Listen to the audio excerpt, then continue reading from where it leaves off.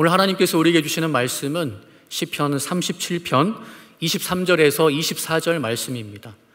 시편 37편 23절에서 24절 말씀, 우리 한 목소리로 함께 읽어보겠습니다. 시작. 여호와께서 사람의 거듭을 정하시고 그의 길을 기뻐하시나니 그는 넘어지나 아주 엎드러지지 아니함은 여호와께서 그의 손으로 붙드심이로다. 아멘. 저는 오늘 이 말씀으로 빛이 나는 순간이라는 제목으로 하나님께서 저에게 주신 은혜를 나누고자 합니다.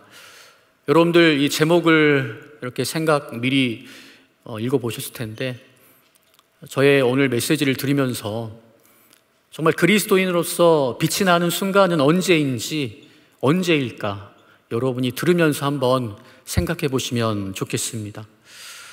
여러분, 지난 여름방학 때 우리 부교육자들께서 수요예배 말씀을 전해주셨는데, 그때 여러분 타이틀 주제 기억나시나요?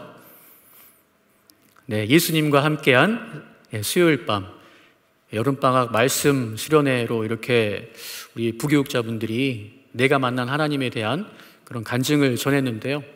그 아이디어를 누가 냈냐면 제가 냈습니다. 네. 개인적으로 제가 참 성도님들 많이 힘든데 여러 좋은 말씀도 있지만 우리 교육자들이 지식뿐만 아니라 가슴을 통과한, 손과 발을 통과한, 삶을 통과한 그런 신앙의 이야기를 성도님들과 함께 나눈다면 성도님들이 조금이라도 힘이 되지 않을까 하는 마음에서 아이디어를 냈는데, 정작 제가 순서가 안 돼가지고 못했습니다. 근데 어떻게 딱 오늘 이렇게 제가 하게 됐는데 이것도 하나님의 섭리가 아닌가 하는 생각이 듭니다.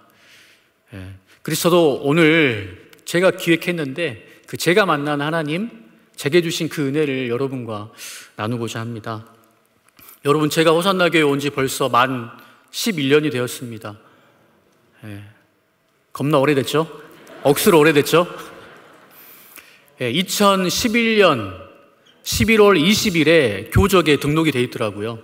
11월 달에 이사 와서 이제 준비하고 등록이 됐고, 본격적으로는 2011년 12월 4일 부임해서 하단에 있는 청소년부를 맡아서 4년 동안 사역을 했습니다. 하단 청소년부 있는지도 몰랐죠. 그때 하단에서 청소년부를 개척하라는 명령을 받고 최전선에서 개척을 해서 70명이 넘는 아이들과 함께 이렇게 신앙 생활을 할 수 있었는데, 그때 가장 기억이 나는 것이 2015년 1월 그 겨울에 서울에서 부산까지 우리 학생들과 함께 12일 동안 걸어왔던 기억이 납니다. 탱크 대장정이라고 해서 그 추운 날 걸어왔던 기억. 제가 그것을 통해서 확실히 깨달은 게 있습니다. 저와 여러분의 자녀들, 저와 여러분이 생각하는 것만큼 약하지 않다는 겁니다. 그때 중학교 1학년 여학생이 유일하게 발에 물집이 잡히지 않고 서울에서 부산까지 이렇게 걸어왔어요.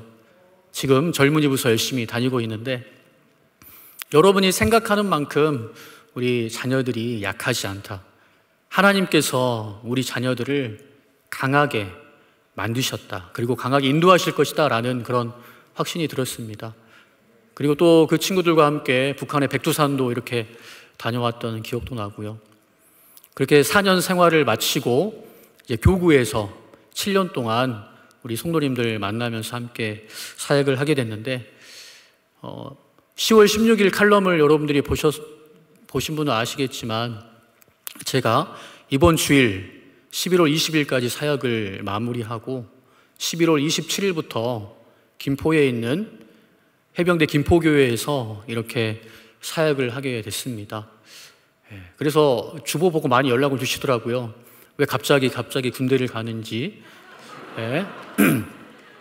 그러면서 오늘 말씀 전하려고 하는데 설교 원고가 이렇게 안 써지더라고요. 만감이 교차하면서 마음이 싱숭생숭하면서, 전라도 사람이 부산에 와서 11년 동안 이렇게 살았는데 정말 우리 호산나교회 성도님들 지역차별 없이 사투리를 써가는데도 안 없어지잖아. 이 억양이, 이 허벌나게 억양이 안 없어지는데 그럼에도 불구하고 끝까지 사랑해 주시고 이런 모습을 보면서 우리 호산나 교회 성도님들 정말 성숙하고 그리스도의 사랑을 실천하는 교회구나 라는 생각이 들었습니다. 그리고 이제 호산나 교회에 11년 있다 보니까 많은 선배님들이 나가셨잖아요. 나가신 분들 가끔 만나보면 하는 말씀이 호산나 교회 성도님 같이 착하고 좋으신 분 없다. 교육자들을 잘 섬기시는 분이 없다. 있을 때 잘해라. 이런 말씀을 많이 해주시더라고요. 근데 이런 분들과 이제 떠나서 저 멀리 진해도 아니고 칼럼에 진해 이야기가 나와가지고 진해 해군으로 간다고 생각하는 분이 계시는데 저기 해병대 2사단 김포에 있는 김포공항에서 차로 30분 거리에 있는 해병대 2사단 입구 정문에 있는 김포교회로 이렇게 가게 되었습니다. 그래서 무슨 말씀을 나눌까 참 여러 가지가 있었는데 제가 신방을 하면서 가장 많이 나눴던 시편 37편 말씀을 이렇게 택했고요. 그리고 어떤 메시지를 전할까 아내랑 또 이야기하는데 아내가 이런 말을 하더라고요. 다른 거 하려고 하지 말고 간증을 하면 어떨까? 제가 아내를 처음 만났을 때 간증을 했거든요. 제가 만난 하나님 이야기. 나중에 알게 된 이야기지만 아내가 저를 봤을 때 자기 스타일은 아니었대요. 근데 간증 이야기를 딱 들으니까 마음이 딱 열려가지고 이 사람이면 되겠다라는 생각이 들었다고 하더라고요. 그리고 뭐 다른 목사님들 가운데 아내 이야기를 많이 하시는 분이 계시는데 11년 있으면서 아내 이야기를 한 번도 안 한다. 그런 이야기를 이번에 하더라고요. 그래서 그럼 해도 되냐 해가지고 허락을 받고 지금 하고 있는데 지금 저기 앉아 있습니다. 그래서 아내도 좋은 말씀도 좋지만 지식이 제 삶을 통과해서 나온 그 간증을 하면 좋겠다. 그리고 한 집사님도 기도해 주시는 집사님께서 목사님의 삶 가운데에서 정말 하나님께서 주신 그 은혜를 나누면 좋지 않겠냐 하는 그런 이야기를 해 주셔가지고 제가 어떻게 해서 또 이렇게 목회자의 길을 가고 다시 또 20년 만에 해병대로 가게 되었는지 또 이 말씀을 배경으로 해서 나누면 좋을 것 같아서 말씀을 나누고자 합니다. 저는 중학생 때 이렇게 교회를 본격적으로 다니기 시작했습니다. 중학교 때 교회를 다니니까 참 재밌더라고요. 저는 집성촌에서 자랐거든요. 광산 김씨 집성촌. 제가 학렬이 중자 학렬이에요. 제가 늦둥이다 보니까 저 위로 이름들이 상당히 많습니다. 김 1중, 2중이, 3중이, 4중이, 5중이, 6중이, 7중이까지 있어요. 심지어는 김대중도 있고요. 그냥 뭐 동네 사람들이 다 이름이 다 있어요. 늦둥이로 태어나다 보니까 지을 게 없었나 봐요. 그래서 저희 할아버지께서 옥중으로 이렇게 지었습니다. 뭐 선생님들이 뭐 출석부 부를 때 감옥에 몇 년 살다 나왔냐 이런 말까지 들었습니다. 근데 제가 하나님을 만나고 나서 그 옥중의 감옥이 아니라 보석 중의 보석입니다 라고 이렇게 바뀌게 되더라고요. 옥중의 옥. 하나님을 만나면 이렇게 변화되는 거 여러분 다 경험하셨죠? 중학교 때 이렇게 신앙생활을 하게 됐는데 제가 작은 개척교회에서 신앙생활을 하게 됐습니다. 제일 먼저 저희 작은 누님이 5살 많은데 이제 고등학교 때 미션 스쿨을 가게 돼서 거기에서 예수님을 영접했어요. 그리고 천국 복음에 대해서 들으니까 정말 예수님 믿으면 천국에 가고 믿지 않으면 지옥에 간다고 하는데 사랑하는 우리 부모님과 우리 자녀, 우리 형제들 예수님 믿게 해야 되겠다. 그 마음으로 기도를 하고 우리 부모님 앞에서 무릎을 꿇고 이렇게 전도했던 그런 장면이 생각나거든요. 제가 6학년 때. 뭐 부모님께서 바로 어떻게 믿는 부모가 있겠습니까? 너희를 대학교 보내고 이렇게 하려면 일요일에도 일을 해야지 무슨 호강에 겨운 소리를 하느냐 이런 말을 했던 것 같아요. 그러나 끊임없는 기도, 그리고 우리 또 큰 누나가 10살 많은 큰 누나가 시집갈 나이가 됐는데 갑상선 암에 걸려가지고 그 당시에는 그 암이라는 게 참 무서웠거든요. 지금은 그래도 갑상선 암이 치료가 잘 개발되어서 이렇게 치료가 가능한 것으로 알고 있는데, 그 당시만 하더라도 저희 부모님한테는 그게 엄청난 두려움으로 다가왔습니다. 왜 그런가 하니, 저희 부모님이 결혼을 하시고 아버지는 군대를 가셨더라고요. 결혼하고 군대를 갔어요. 그 사이에 저희 어머니가 아들을 낳았습니다. 시집살이 하면서 아들을 낳았는데, 그 아들이 돌을 지나도 아버지는 안 오고, 근데 아버지가 없는 상태에서 아파가지고 이렇게 죽었다고 해요. 그리고 나서 또 아버지 저녁께서 오시고 지금의 형님 낳고, 그 다음에 세 번째 딸을 낳는데 8개월이 지나서 또 아파서 죽었대요.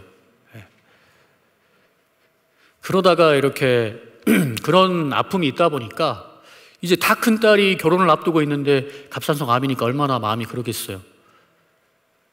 그래서 그때 저희 누나가 은행에서 근무하면서 건강할 때는 전도를 해도 그냥 무시하잖아요. 근데 본인이 아프니까 늘 전도하는 분이 있었는데, 그분을 따라서 이렇게 교회를 가게 되고, 그러면서 작은 개척교회였는데 그 교회에서 예배드리고 성도님들이 같이 기도해 주시고, 목사님은 또 이렇게 안수로 기도해 주시고, 그러는 가운데 정말 기적처럼 병원에 가지 않고도 그 병이 괜찮다는 거예요.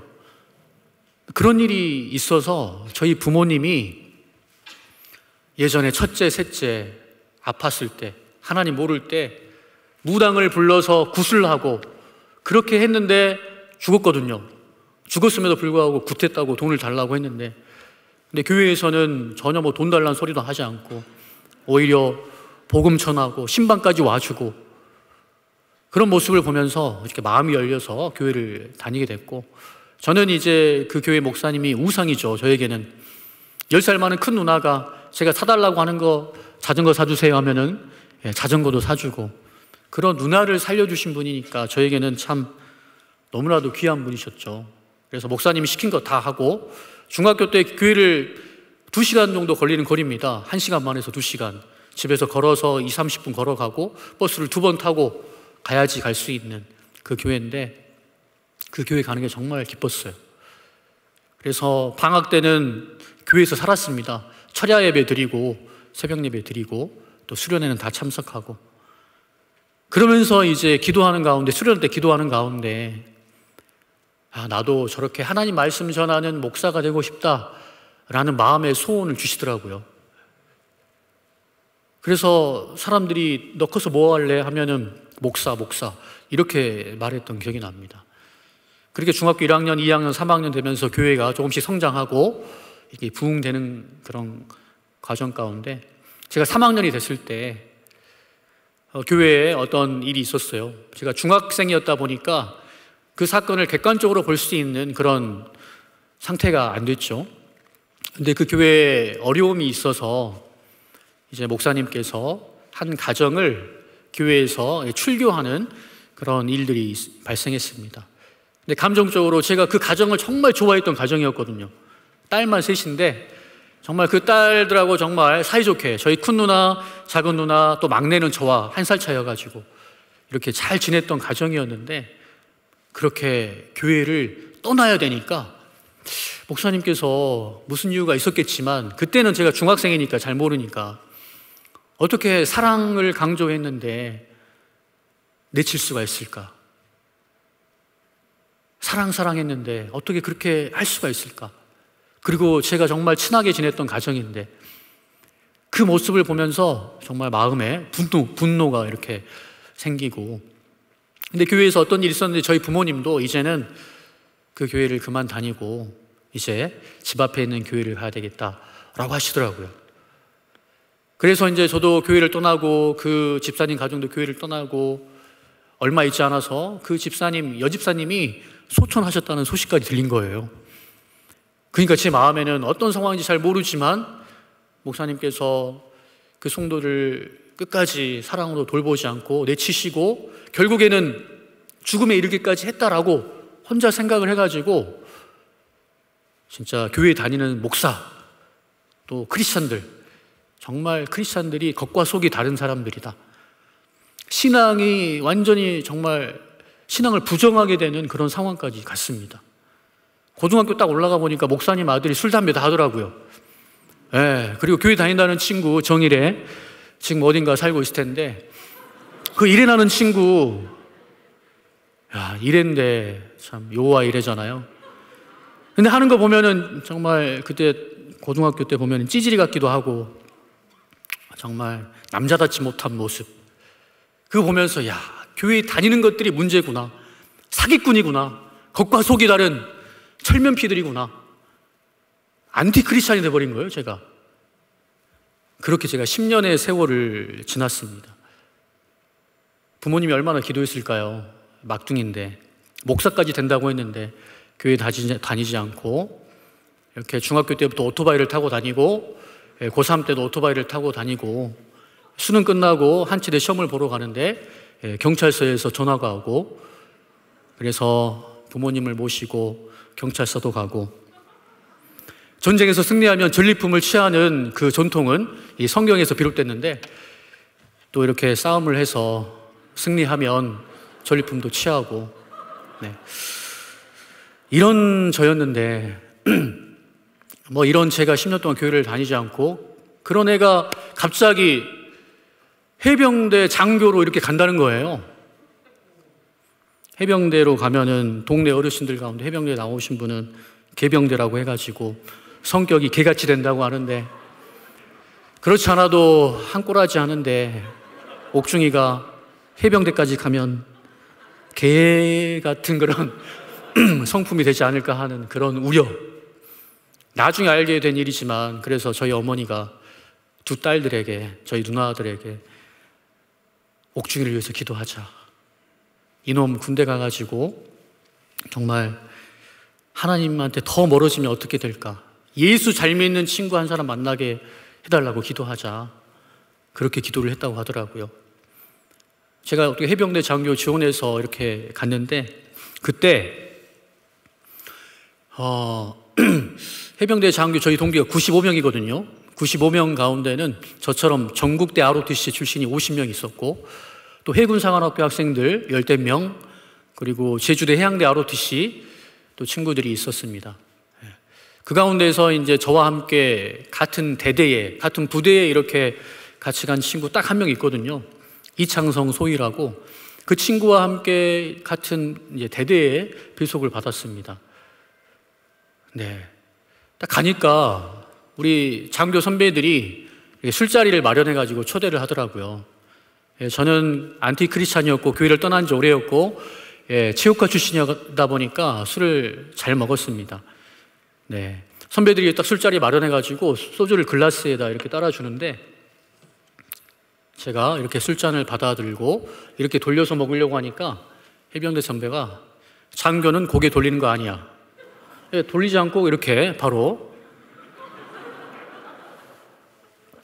원샷하고 이렇게 내려놓으니까 흐뭇한 표정을 짓더라고요.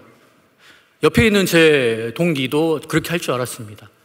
근데 옆에 있는 우리 이창성 소위는 잔을 딱 받기는 하는데 입에 대지도 않고 탁 내려놓는 거예요. 여러분 그 분위기가 어떻게 됐을까요? 분위기가 심각하더라고요. 또 군도 마찬가지 출신별로 이렇게 기싸움이 있습니다. 네. 그분은 OCS 학사장교 출신이셨는데 그 선배가 인상을 쓰면서 욕을 하면서 대구 욕이 그렇게 무서울 줄 몰랐어요. 네. 전라도 욕은요 그림을 그려가면서 상상을 이렇게 하면서 그려지거든요. 강냉이를 뽑아가지고 그냥 어떻게 막 하면은 막 이렇게 그림이 그려지는데 우리 대구 우리 박정리 목사님이 떠오르는데 한마디 마 하면서 딱 하는데 야 무섭더라고요. 짧게 하는데 무섭게 욕을 하면서 따라와 하면서 이렇게 창고로 데려가가지고 너도 따라와 해가 저도 같이 따라가가지고 창고에서 딱 어두운데 불 딱 켜고 둘이 딱 있는데 저는 가만히 있는데 옆에 있는 우리 친구 이창성 소위를 주먹으로 발로 샌드백 치듯이 구타를 하더라고요. 제가 사위 같으면 말리고 선배고 뭐고 제껴버리고 보호할 텐데 그때는 마음이 연약해져가지고 제가 정신교육 때 받은 그 교육이 상관 폭행죄가 가장 무섭다 해서 비겁하게 가만히 있었습니다.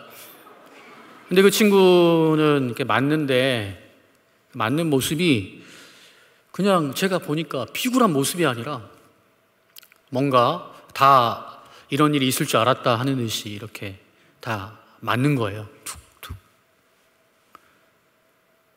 그렇게 맞고 있는데 또 우리 전국대 ROTC 선배가 와가지고 자기 후배 선배를 데리고 나가고 이렇게 단둘이 이렇게 남게 됐습니다. 그 친구에게 참 위로를 해줬으면 좋았을 텐데 그때는 정말 안티 크리스찬이고 그 친구가 크리스찬이라는 걸 알았기 때문에 위로는 못 해주고 그 친구에게 물었어요. 야, 니 뭐던데 술을 안 처먹냐? 니 군생활 꼬였어. 징하다. 그거 한번 먹었으면 된디. 막 전라도 사투리 막 써가면서 이렇게 했는데 그 친구는 서울 청담동에 사는 우리 중소기업 우리 사장님의 우리 아들이었어요. 제가 왜 술을 먹지 않느냐라고 한 말에 그 친구가 서울말로 했는데 제가 서울말을 흉내를 못 냅니다. 근데 이렇게 그 친구가 이야기했어요.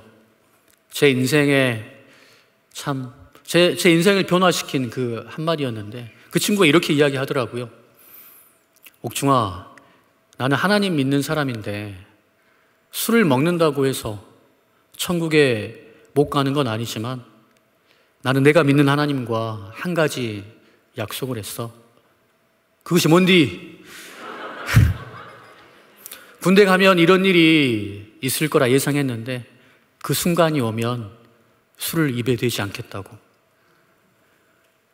이 말을 들었을 때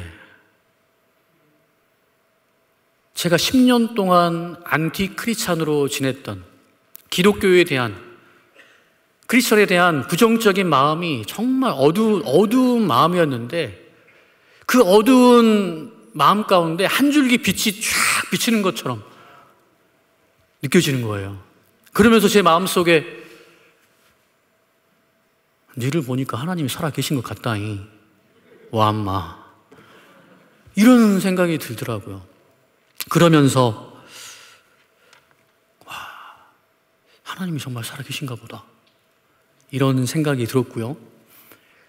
그 친구의 그 모습으로 인하여서 어두운 제 내면에 빛이 들어오면서 하나님이 정말 살아계실 수 있을 것 같다라는 생각이 들었고 그 친구 하나님이 만약에 살아계신다면 이 친구를 정말 축복해 주시겠다라는 생각이 들더라고요. 근데 현실은 그게 아니더라고요. 제가 하나님이라면 이 정도 정말 믿음을 지켰으면 만사 형통하게 이렇게 해줄 줄 알았는데 고난의 연속이더라고요. 제가 말했던 것처럼 이 군성에 꼬였어. 진짜 꼬이더라고요. 우리 중대장님, 그 친구 중대장님이 술을 정말 잘 드셨는데 술을 먹지 못한 소대장이 오니까 무시하더라고요.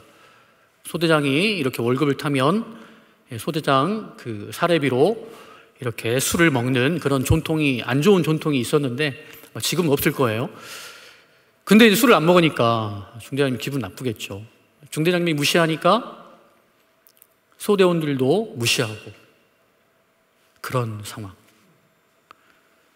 11중대 중대장님이 야, 저기 10중대 옥중에는 술도 잘 먹고 잘 노는데 너같이 술 못 먹은 놈이 와가지고 말이야 군생활도 재미없게 하고 말이야 막 이렇게 하니까 대원들도 무시하는 그런 상황. 야, 하나님이 살아계신데 어떻게 이런 일이 일어날 수 있을까 하는 생각이 드는 거예요.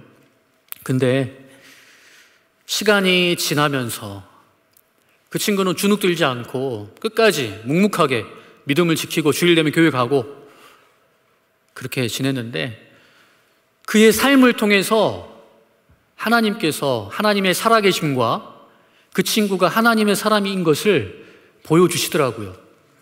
저 같은 사람은 연병장에 잡초 풀 뽑을 때 부소대장 시키던지 병장 시키던지 해가 분대장 시키던지 야, 언제까지 작업 완료해 확인하고 안 하면 혼내고. 우리 이창성 소위는 솔선수범이 무엇인지 같이 가서 이렇게 뽑아주기도 하고, 병장 정도 되면 풀 안 뽑거든요. 소대장이 풀을 뽑으니까 어때요? XX 하면서 소대장이 뽑으니까 또 의리는 있거든요. 같이 또 풀 뽑고. 그러면서 빨리 해결되고. 그 당시에 우리 대대에 공중전화기가 한 대 있었습니다. 여러분, 전화기가 있으면 전화를 할 수 있어야 되잖아요. 일병을 달아도 전화를 못 합니다. 우리 사병들의 생활에서. 전화를 못 해요. 눈치 본다고. 어디서 2등병이, 1병이, 이제 상병 올라온 애가 감히 전화를 해? 병장의 허락을 받아야지 이렇게 하던 때인데, 그런 어려움을 알고 소대장실로 우리 2등병, 1병 친구들 불러가지고 전화도 시켜주고, 멋진 소대장이죠. 그 어려운 마음을 알고. 근데 나중에 들어보면은 다 이렇게 부모님한테 전화를 해야 되는데 이놈들이 다 여자친구한테 전화를 하고 막. 제가 군대에 있으면서 99%는 다 깨지더라고요. 참. 그렇게 하다 보니까 결국에는 대원들도 인정을 하고, 중대장님도 이놈이 술만 안 먹었지 참 괜찮은 애구나, 이렇게 인정을 받게 되고. 그래서 단기 장교는 그냥 소대장만 하다 끝나야 되는데, 우리 그 친구는 연대장님 눈에 들어가지고 연대에서 작전 교육관이 됐습니다. 제가 그 모습을 보면서 그때는 몰랐는데요, 신학을 하고 목사가 돼가지고 성도님들의 삶을 보면서, 저의 삶을 보면서 그리스도인의 삶의 모습이 바로 저런 모습이구나, 그러면서 오늘 본문이 떠오른 거예요. 오늘 본문 말씀 우리 다시 한번 읽어봤으면 좋겠습니다. 오늘 본문 말씀 시작. 여호와께서 사람의 걸음을 정하시고 그의 길을 기뻐하시나니 그는 넘어지나 아주 엎드러지지 아니함은 여호와께서 그의 손으로 붙드심이로다. 아멘. 다윗의 고백입니다. 다윗이 이 고백을 언제 했을까? 우리가 25절 읽지 않았지만 25절에 보면 그가 노년에 이르기까지라는 그런 말이 나오는데, 그가 늙었을 때에 그의 삶이 정말 성숙했을 때 쓴 시라는 것을 알 수 있습니다. 그리고 이 시는 그가 머리로만 아는 그 지식을 전한 게 아니라 그의 삶을 통과한, 그가 직접 경험한 하나님에 관한 진리를 우리에게 말해주고 있습니다. 그리고 자신의 이야기지요. 그가 정말 소년 그 어린 나이에 사무엘로부터 기름 부음을 받고 이스라엘의 왕으로 세움을 받았습니다. 기름 부음을 받았습니다. 근데 어떤 일이 일어납니까? 그냥 아버지 집에 있으면서 심부름하고 정말 귀신 들린, 귀신이 악한 영에게 영향받고 있는 사울 왕 수금 타는 그런 종이 되고 그런 역할을 합니다. 삶이 바뀐 게 없어요. 오히려 고난의 시작입니다. 골리앗을 싸워서 이겼는데 사울이 시기하고 질투하고 도망자 인생을 삽니다. 하나님께서 다윗을 택하셨고 그의 길을 정하시고 기뻐하시는데, 오늘 본문 말씀, 그는 넘어지나. 왜 넘어지는 그 인생을 허락하시는지 모르겠어요. 왜 넘어지는 인생을 우리에게 허락하시는지. 예수님도 요한복음 16장 33절에서 그런 비슷한 말씀을 하시죠. 우리 한번 읽어보겠습니다. 시작. 세상에서는 너희가 환난을 당하나 담대하라. 내가 세상을 이기었노라. 아멘. 세상을 이기신 만왕의 왕이시라면 우리를, 자기 자녀를 형통하게 하시고 정말 평안한 길로 인도해 주시면 좋을 텐데 왜 환난을 허락하시는지 도무지 그게 이해가 되지 않습니다. 사랑하는 성도 여러분, 성경을 읽어보면서 제가 저의 삶을 돌아보면서 하나님은 우리를 향한 다른 계획이 있으셔서 우리에게 시련을 허락하시더라고요. 광야 40년 이유가 있어서 허락하시더라고요. 요셉, 아버지 야곱 손에서 길러졌으면 평안하게 살다가 정말 족장이 될 수 있었을 텐데, 하나님은 다른 길을 통해서, 고난을 통해서, 역경을 통해서 족장이 아니라 애굽의 총리가 되게 하시고, 하나님의 구원 역사에 있어서 아브라함 한 사람으로 시작한 그 하나님의 백성을 이렇게 정말 부흥하게 하고 번성하게 하는 그 일에 쓰임받게 하고자 그 하나님의 계획이 있더라고요. 성경에도 보면 마가복음 4장 35절 41절의 그 내용을 보면 이런 비슷한 이야기가 나옵니다. 갈릴리 호숫가에서 있었던 일이죠. 예수님께서 제자들에게 배를 타고 호수 건너편으로 가자라고 말씀하십니다. 그 말씀에 순종해서 제자들이 이렇게 건너가지요. 근데 어떤 일이 벌어집니까? 풍랑이 닥쳐옵니다. 비바람이 몰려오니까 그 빗물이 정말 파도에 휩쓸려가지고 그 물이 배에 가득 들어와가지고 죽게 되었습니다. 순종해서 가는데 왜 이런 어려운 일이 있을까? 왜 하나님이 이것을 우리에게 허락하실까? 그 이야기를 자세히 보면 제자들이 두려워서 정말 그 와중에도 주무시고 계시는, 베개를 메고 주무시고 계시는 예수님을 흔들어 깨우면서 선생님이여, 우리가 죽게 된 것을 돌보지 아니하시나이까? 따지면서 이렇게 묻는 제자들. 잠잠하라, 고요하라, 바람과 파도에게 명령하실 때 즉시 잠잠해지고 제자들에게 어찌하여 믿음이 없느냐, 믿음이 작은 자들아 라고 책망하시면서 그들이 서로 말하기를 그가 누구이기에 바람과 바다도 잠잠해 하는가, 순종해 하는가? 이게 무슨 일입니까? 하나님께서 우리에게 시련과 고난을 허락하신 이유는 내가 믿는 하나님이 어떠한 하나님이신지를 보여주기 위함입니다. 그리고 그 시간 가운데 머리로만 알고 있던 하나님을 욥이 고백한 것처럼 내가 전에는 듣기만 하였사오나 이제는 하나님을 뵙고 하나님이 누구신지를 알게 되었습니다 라고 이야기하면서 나를 연단하였지만 정금처럼 변화시켜 주셨다라는 그런 고백을 하는 것을 우리가 볼 수 있습니다. 사랑하는 성도 여러분, 고난 가운데 있을 때 우리가 어떻게 하면 좋을까요? 오늘 다윗은 하나님께서 그를 기름 부어주시고 쉴 만한 물가로 인도하시고 푸른 초장으로 인도하신 것을 경험했지만 그것뿐만 아니라 사망의 음침한 골짜기도 통과했다는 것을 우리가 알아야 할 것입니다. 저와 여러분의 삶을 한번 돌아보십시오.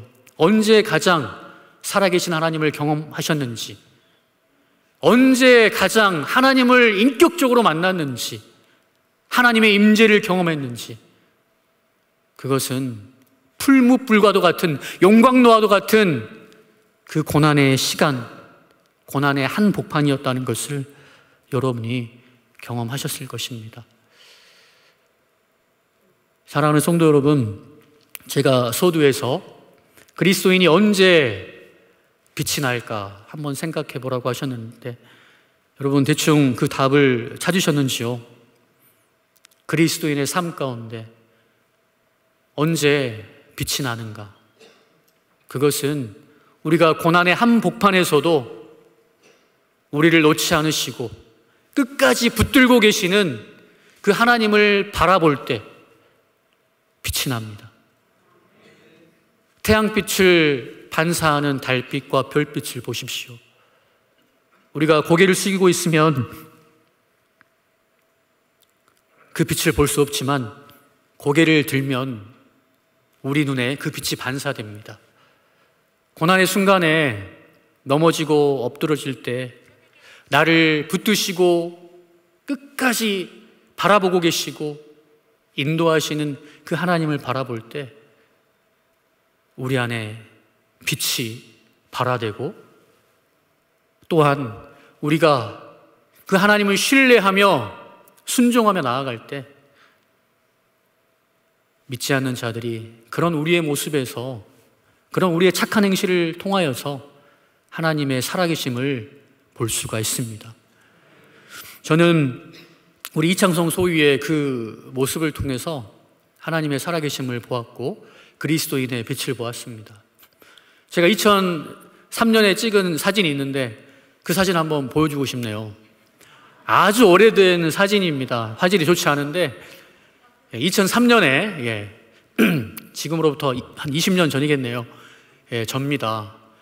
저와 우리 이창성 소위인데 2019년에 한번 다시 만났습니다. 2019년에 만나서 찍은 사진인데 그것도 한번 보여줄까요? 제가 전도 폭발할 때 서울에서 모임이 있어가지고 이렇게 만났어요. 16년 만에 만남인데 여전히 창당동 아들처럼 생겼죠. 네. 집사님이십니다. 국민은행에서 근무하고 있는데 내려주시고요. 제가 사진빨이 좀 낮죠. 이 친구를 통해서 그리스도인의 인생과 고난의 의미에 대해서 이렇게 생각을 했어요. 오늘 본문을 통해서도 참 그 고난의 순간에 처할 때가 그때뿐만 아니라 목회를 하면서도 있었는데, 제가 지금 생각해 보니까 교회를 제가 10년 떠났었는데 하나님께서 기도하는 가족들을 통해서 또 믿음의 사람들을 통해서 끝까지 붙들어 주셨구나 하는 그런 생각이 들었습니다. 그리고 제가 목회자로서 호산나 교회에 있으면서 정말 힘든 시간이 있었는데 그 이야기를 여기서 다 할 수는 없지만 그 힘든 시기에도 아내가 해도 된다라고 해서 아내가 참 호산나 교회에 있으면서 목회자의 딸로 자라고, 또 제가 가정보다는 또 사역 중심으로 살고 가정을 열심히 돌보지 않았더니 아내가 이렇게 우울증이 찾아왔었거든요. 5년 6개월 동안 그 우울증이라는 긴 터널을 지나왔습니다. 회복한다 싶은데 다시 다운되고, 회복한다 싶은데 다시 다운되고, 이러기를 정말 반복하고, 근데 그 모든 순간순간에도 그것을 통해서 하나님께서 저에게 깨닫게 하시는 바가 있더라고요. 제가 사람들에게 인정받는 것을 우상시 여기고 저의 우상을 보게 하셨습니다. 교회에서 인정받는 것, 그래서 신방 열심히 하고 가정은 좀 뒷전으로 여기고, 그러면서 하나님께서 가정에서 인정받지 못하면서 다른 곳에서 잘하는 것은 가짜다, 이런 마음을 주시더라고요. 아내에게, 자녀들에게 인정받지 못한 목회자는 내가 원하지 않는다, 이런 깨달음을 주시더라고요. 그리고 저는 어머니가 어릴 적부터 너는 사막에 내놔도 살놈이다 이렇게 이야기하셨거든요. 그래서 저는 그 말을 하도 듣고 자라가지고 정말 뭐 어디 캠핑을 가고 어디 가도 준비 없이 그냥 몸만 갑니다. 몸만 가도 다 살 수 있기 때문에. 그래서 제가 그 사람의 연약함을 잘 몰라요. 연약함을 공감을 못해요. 왜 저걸 못해? 서울에서 부산 걸어오면 되고, 뭐 걸어올 수 있지. 아니 뭐 하늘에서 뛰어내리면 되고, 뭐가 문제인데 그것 때문에 그것 가지고 잘 이해가 안 되네. 나 약해서 되겠나? 내 아내의 그 우울증을 통해서 그 사람의 그 연약함에 대해서 공감할 수 있게 되었고, 제가 그 이야기를 기도 제목을 나눴는데도 불구하고 만나서 신방 갔는데 그 이야기가 그분들한테는 힘이 되더라고요. 그 긴 터널 가운데 우리 교회 중보기도팀에 기도가 있었고, 또 우리 같이 사역했을 때 그 아픔을 함께 나누었던 우리 목양 장로님, 우리 목양 권사님들, 또 우리 순장님들의 기도가 있었고, 또 제자반 하면서 함께 그 아픔을 나눴을 때 기도해 주시던 우리 제자반 식구들, 또 그분들의 기도와 또 담임 목사님께서 내적 치유를 하셔서 정말 그런 아픔 가운데서도 저의 상황을 이해해 주셔서 가정을 돌보면서 사역을 할 수 있게 해 주셨는데, 그래서 여기까지 왔고 이제는 정말 회복되어서 처음 아내를 만났을 때 그 모습을 하나님께서 회복시켜 주셨습니다. 그리고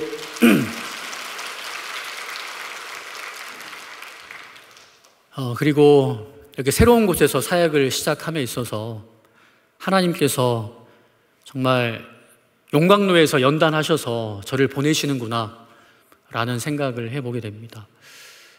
아내도 마찬가지 정말 군 장병들을 위해서 섬길 수 있고 또 상담을 해줄 수가 있고, 저도 군인 같다는 말을 많이 들었는데 다시 이렇게 군대로 가서 이창성 소희처럼 힘겹게 신앙생활하고 있는 그 한 영혼을 만나서 제가 말씀으로 그 친구들을 세워서 흔들릴지라도 넘어질지라도 끝까지 붙들어주는 한 사람, 제가 그렇게 호산나 교회에서 위로받고 힘을 받았듯이 저도 힘들게 생활하고 있는 군 장병들을 그렇게 아내와 함께 동역하면서 세워나가고, 그 친구들을 다시 세상으로 파송하신 그 교회로 이렇게 보내는 사역을 해야겠다는 생각을, 다짐을 하면서 나아가게 됩니다.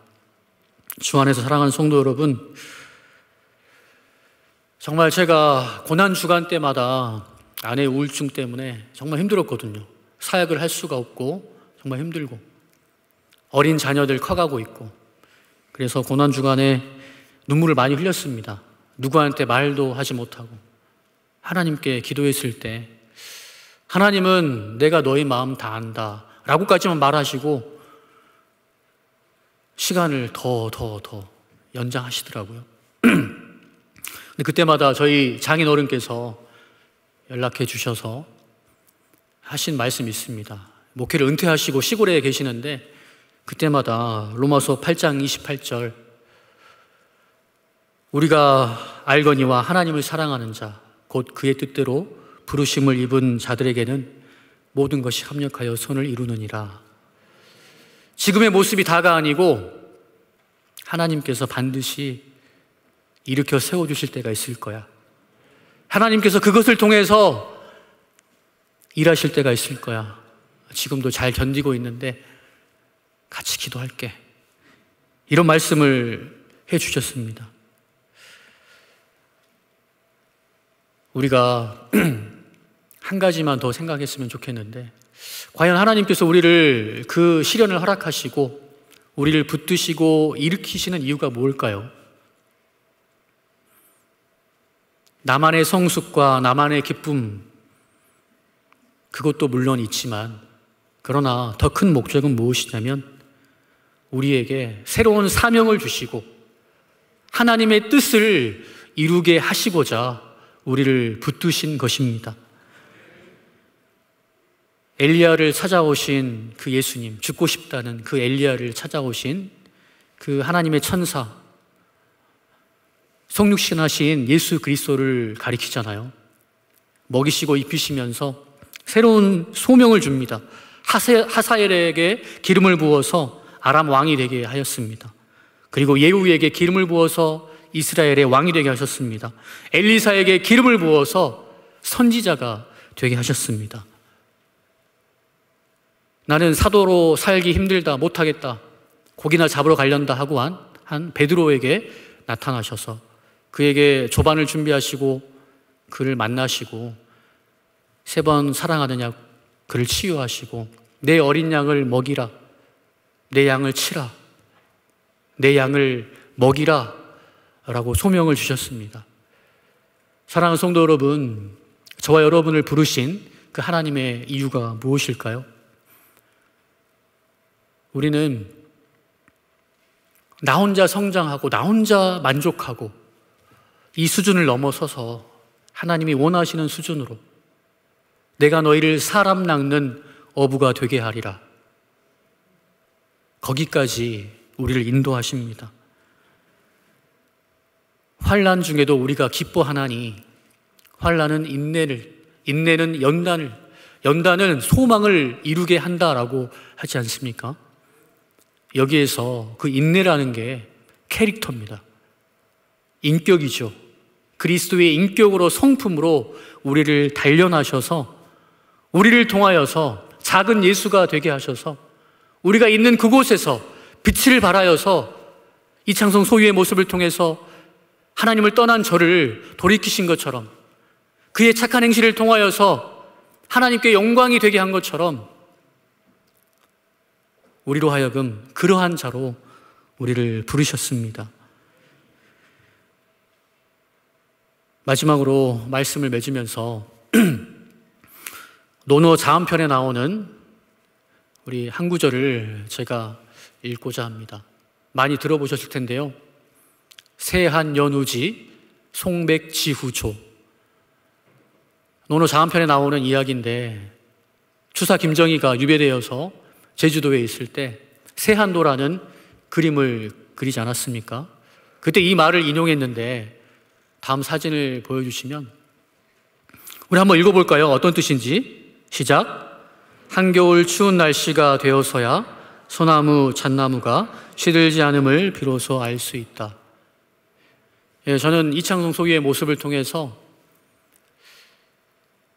그 고난과 핍박 속에서도 끝까지 신앙을 저버리지 않고 하나님의 살아계심을, 그의 신앙을 증명하는 그 모습을 통해서 정말 신앙인의 모습은 바로 저 모습이구나 라는 걸 느꼈습니다. 오늘날 하나님을 떠나가고 교회의 성도 수가 줄어들고 여러 어려움이 있지만 하나님께서 정말 이러한 자를 찾고 계시는구나 라는 마음이 듭니다. 사랑하는 성도 여러분, 예수님께서는 우리로 하여금 이렇게 칭하셨습니다. 우리 마태복음 5장 14절 말씀을 제가 한번 읽을 텐데 예수님께서 여러분에게 하신 말씀이라 생각하시고 여러분이 들으시면 좋겠습니다. 너희는 세상의 빛이라. 이같이 너희 빛이 사람 앞에 비치게 하여 그들로 너희 착한 행실을 보고 하늘에 계신 너희 아버지께 영광을 돌리게 하라. 호산나 교회는 제자훈련으로 성장하고 부흥했습니다. 대각성 전도 집회를 통하여서 복음을 전했습니다. 저는 저와 여러분들이 제자훈련을 받고 또 사역훈련을 받고 난 다음에 정말 사람 낚는 어부가 되면 좋겠습니다. 전도 폭발 훈련도 받고 하나님 앞에 섰을 때 너로 인하여서 예수 믿는 자가 이렇게 있구나. 제가 신방 가서 이 이야기를 했고 창성이 이야기를 했거든요. 지난주에. 근데 한 여자 집사님이 그 이야기를 듣고 이런 말을 하시더라고요. 살면서 이런 소리 한번 들어봐야 되지 않겠는가?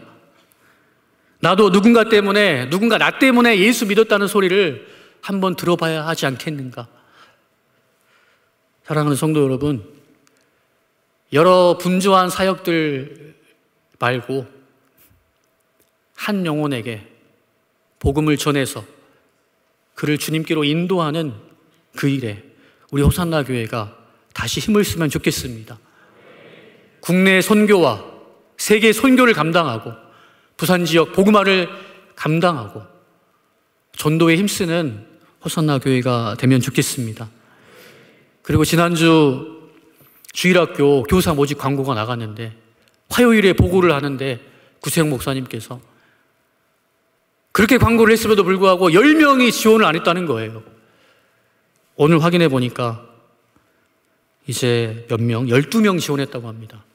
그래서 몇 명이 필요하냐라고 물어보니까 45명 정도는 지원해야지 다음 세대 교육부가 돌아갈 수 있습니다 라고 하더라고요. 이 설교를 듣는 모든 우리 성도님들, 다음 세대 우리가 말로만 하지 말고 주신 달란트를 가지고 주일학교 교사로 헌신합시다. 하나님께서는 가장 귀하고 가장 빛날 때가 사람을 세우고 복음을 전하는 그 일에 우리가 빛이 나는 순간이라고 말씀하시는데, 그 일에 여러분들 헌신하시고 이제 사역반을 마치신 분은 전도폭발 훈련 사역받고 누구를 만나도 복음을 전할 수 있는 그런 사람이 되면 좋겠습니다. 우리 권사님들 전도폭발 사역에 다시 동참하시고 중보해 주시고 장로님들도 동참하셔서 다시 한번 허산나 교회가 지금 이 지역에 새로운 이사 오는 사람들이 엄청 많은데 그 사람들 전도해가지고 다시 이 자리를 꽉 채워가지고 교회를 더 개척하고 세울 수 있으면 좋겠습니다. 저는 이제 해병대로 갑니다. 여러분들이 맡아주셔야 됩니다. 제가 가게 될 해병대 교회 사진 마지막으로 한번 보여주겠습니다. 해병대 김포교회 사진입니다. 보니까 서울에 있는 임마누엘 교회 한 장로님 부부가 기증해서 이 교회를 세웠다고 합니다. 우리 교회도 군송교회에 힘을 써서 필요한 곳에 이렇게 교회도 세워주시고 또 위문도 오셔가지고 정말 국내 선교의 마지막 보루라고 할 수 있는 이 군송교회, 여러분들도 이렇게 와주시고 방문해 주시면 좋겠습니다. 우리 이 시간 함께 찬양하면서 기도하면 좋겠는데요.